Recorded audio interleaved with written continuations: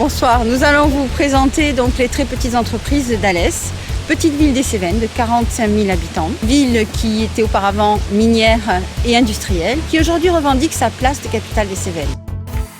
Bonjour, je m'appelle Yannick Sanchez, je suis artisan ferronnier à la tête d'une entreprise de 12 salariés.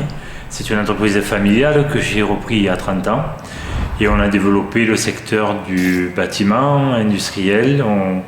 On est sur le plan national, on travaille sur Alès, le département national, pour l'industrie, les collectivités publiques, le particulier. On essaie d'emmener notre savoir-faire chez le particulier au niveau, sur le plan de la déco. Voilà, on amène notre savoir-faire chez les gens au niveau des escaliers, mezzanines, on leur donne des conseils, voilà, on essaie d'être le plus professionnel possible, tout en ayant le sens de la rigueur et du prix, d'essayer d'être le mieux placé possible, de rentrer dans leur budget.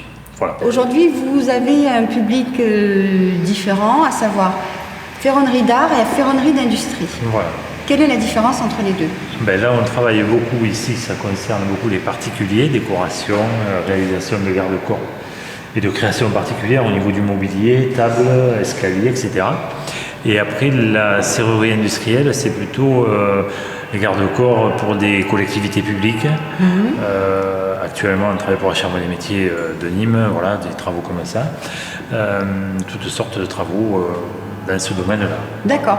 Je crois savoir d'ailleurs que vous avez réalisé une passerelle qui a été un travail assez particulier, c'est une première. Une première mondiale apparemment. Expliquez-nous pourquoi c'est exceptionnel. Parce que c'est une réalisation qui s'est faite dans une grotte, dans le gouffre de Cabre-Espine, le plus grand gouffre d'Europe, et qui surplombe un vide de 200 mètres.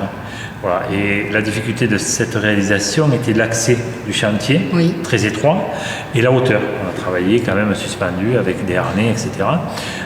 Voilà, mais une très très belle réalisation de métal et de verre. D'accord. Et vous êtes installé donc à Alès dans le Gard. Et aujourd'hui, est-ce que c'est une entreprise qui a matière à se développer Oui, je pense qu'on a matière à se développer. Nous, on a démarré ici parce que j'ai repris l'entreprise familiale de papa il y a 30 ans. Et donc, on va se développer puisque mon épouse m'a rejoint dans cette activité.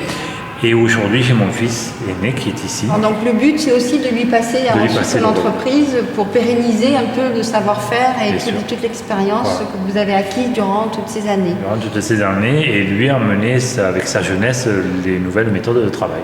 D'accord. Et alors vous, Madame Sanchez, vous vous occupez plus du côté déco, commercial et déco. Si j'ai commercial et déco. Voilà, donc, et là, on peut voir le résultat, c'est assez quand même fantastique. Parce que là, on monte, on descend, on rejoint les escaliers, enfin bref, c'est un parcours assez impressionnant. On essaie de créer un circuit. Concernant les très petites entreprises, aujourd'hui, il y a la fameuse loi Macron qui est passée. Qu'est-ce que vous en pensez, vous, en tant que dirigeant? Est-ce que c'est quelque chose qui vous a particulièrement marqué, ou au contraire, vous avez trouvé que vous ne vous sentiez pas finalement très concerné? Je me sentais pas très concerné. D'accord. Vous pensez que le message n'était pas suffisamment destiné, en tout cas, aux entrepreneurs français? Oui, je pense, oui. D'accord. Y compris sur le travail dominical? Y compris sur le travail dominical. D'accord. Parce qu'effectivement, on a vu d'autres commerçants qui ont à peu près le même discours aussi. Alors, après, effectivement, on peut se poser des questions. Concernant l'entreprise, donc vous nous expliquez que vous allez la transmettre à votre fils. On a eu, nous, effectivement, plusieurs personnes dans la journée qui nous ont dit qu'il y avait quelques difficultés dans les TPE, justement, pour transmettre une entreprise. Quel est votre avis là-dessus, à tous les deux? C'est très compliqué. La transmission n'est pas évidente parce que il y a les clients qui ont une habitude avec nous, donc il faut arriver à passer le relais avec la nouvelle génération. Donc c'est à elle aussi d'aller chercher, démarcher ses propres clients. Voilà, et donc c'est un passage difficile. Je suis passé par là, donc ça a été très dur pour moi et ça le sera très difficile aussi pour mon fils, je pense. Mais bon, il y a quand même de l'avenir dans ce métier et il devrait y arriver sans problème, parce qu'il a quand même un certain professionnalisme tout en étant déjà très jeune. D'accord. Et aujourd'hui, vous diriez qu'est-ce qui intéresse le plus vos clients? Plus la ferronnerie d'art ou la ferronnerie plutôt La ferronnerie d'art. La ferronnerie d'art. Aujourd'hui, la ferronnerie d'art. Par contre, ferronnerie industrielle, pour les marchés publics, tout ça, on est de plus en plus sollicité parce que même là, nos clients regardent la qualité, non plus un prix. Jusqu'à maintenant, le prix était déterminant. Aujourd'hui, avec tous les soucis qu'il y a eu, auparavant, nos clients reviennent sur cette qualité et on a la même façon de gérer les gros chantiers que les petits. Voilà. Donc on apporte autant d'importance sur les petits que sur les gros. Voilà. Aujourd'hui, 12 salariés, on arrive à gérer ça dans une ambiance familiale. Oui. Et la réussite de notre entreprise est fondée là-dessus. Oui, ouais. tout à fait. Oui, c'est une grande famille. Madame aussi communique beaucoup cet esprit-là auprès des salariés.